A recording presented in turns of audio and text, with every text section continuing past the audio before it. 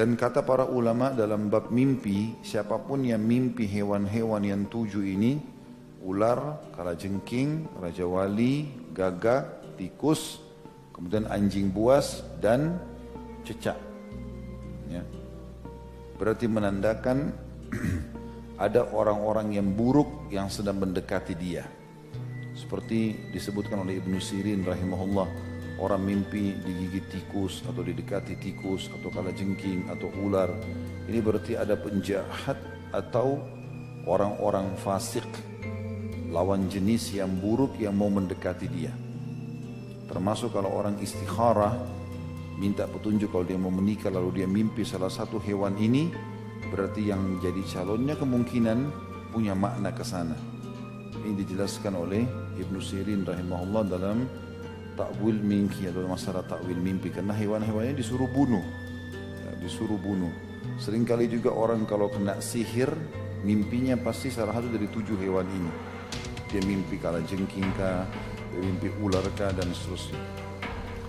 Hadis 601 menyebutkan tentang hewan-hewan yang boleh dibunuh, baik sedang ihram atau tidak sedang ihram, baik di wilayah haram atau di wilayah halal. Wilayah haram kayak Mekah sama Madinah. Selain daripada itu dikenal dengan wilayah halal. Haram artinya dimuliakan. Makanya kita katakan Mekah dan Madinah haramain. Dikatakan dalam hadis ini dari Aisyah radhiyallahu anha, beliau berkata, Rasulullah sallallahu alaihi wasallam bersabda, "Khamsun minad dawabi kulluhunna fawasiq yuqtalna fil hil wal haram al-aqrabu wal hida'ah wal ghurabu wal fa'ra wal kalbul aqur." Hadis ini tentu diriwayatkan Imam Bukhari di jilid 3 halaman 17, Imam Muslim jilid 2 halaman 857. Ada 5 binatang yang semuanya fasik. Fasik artinya mengganggu, buruk. Boleh dibunuh di luar tanah haram, tanah suci, atau di dalam tanah haram, walaupun kita sedang berihram. Yang pertama adalah kalajengking. Yang kedua, burung raja wali.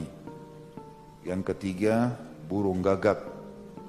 Yang keempat, tikus. Dan yang kelima, anjing buas. Itu anjing yang suka menggigit, ya, anjing buas. Dan ini memberikan gambaran kepada kita, orang tadi kalau lagi ihram tidak boleh berburu hewan. Tapi di sini dia bukan masuk dalam berburu. Hewan ini memang dasarnya boleh dibunuh.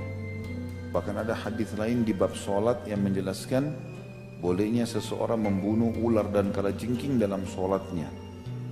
Kata Nabi SAW, 2 hewan yang membinasakan, bunuhlah walaupun kalian sedang dalam keadaan solat, ular dan kalajengking. Hadis 602 dari Ibnu Abbas radhiyallahu anhuma, anna Nabi sallallahu alaihi wasallam ihtajama wa huwa muhrim. Bahwasanya Nabi sallallahu alaihi wasallam berbekam dalam keadaan beliau berihram. Hadis ini riwayat Bukhari dan Imam Muslim. Imam Bukhari menyebutkan di jilid 2 halaman 19, Imam Muslim di jilid 2 862. Tentu ini hadis 601 tentang hewan yang boleh dibunuh. Kita tidak banyak merincikan ya. Tapi di sini memang ada bab khusus masalah sebenarnya bolehnya membunuh hewan-hewan ini. Tapi ada rincian, saya kasih gambarannya. Seperti misalnya ada hadis lain yang menyebutkan 5 hewan dibunuh di wilayah haram atau di luar haram. Di dalamnya masuk ular. Jadi ada 7 jenis hewan yang boleh kita bunuh. Ular, kalajengking, raja wali, gagak, tikus, dan anjing buas dan cecak. Ya. Kenapa Allah suruh bunuh? Allahu a'lam. Ada hikmah, nggak ada hikmah, tetap kita jalankan. Kenapa Allah haramkan babi? Ada hikmah, nggak hikmah, tetap kita haramkan. Orang beriman menerimanya. Kalau nanti ada hikmahnya, ya itu pertambahan saja. Karena nggak ada hikmah pun kita temukan, tetap saja kita tentunya mentaati Allah dan Rasulnya alaihi salatu wassalam. Khusus masalah dari 7 jenis hewan ini, ular, ini ada hukum tersendiri lagi kalau seandainya kita melihat ular di rumah, bukan di tempat lain, di rumah, maka sunnah Nabi SAW untuk mengusirnya 3 kali. Katakan, keluarlah, 3 kali diusir.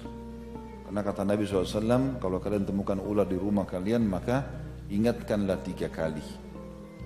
Kalau dia jelmahan jin, dia akan pergi. Dan kalau dia tidak bergerak, tidak pergi, berarti dia ular biasa, bunuhlah dia. Ini perintah Nabi SAW dan pernah terjadi di zaman Nabi SAW dalam hadis Bukhari, seorang sahabat baru menikah. Begitu dia pulang dari masjid Nabi SAW menuju ke rumahnya, dia temukan istrinya keluar tanpa hijab. Cemburu dia. Maka dia marah, kelihatan raut wajahnya marah. Lalu istrinya bilang, jangan kamu marah dulu, lihat ada apa di dalam rumah. Maka anak muda itu pun, sahabat itu pun masuk, ditemukan di ranjangnya ada ular besar. Maka dia pun langsung menghunuskan pedangnya dan melawan ular tersebut. Lalu dua-duanya mati. Kata Nabi SAW, entah siapa yang mati duluan di antara keduanya. Tapi kalau ada ular di rumah kalian, ingatkanlah 3 kali sebagaimana hadis yang sudah saya jelaskan tadi.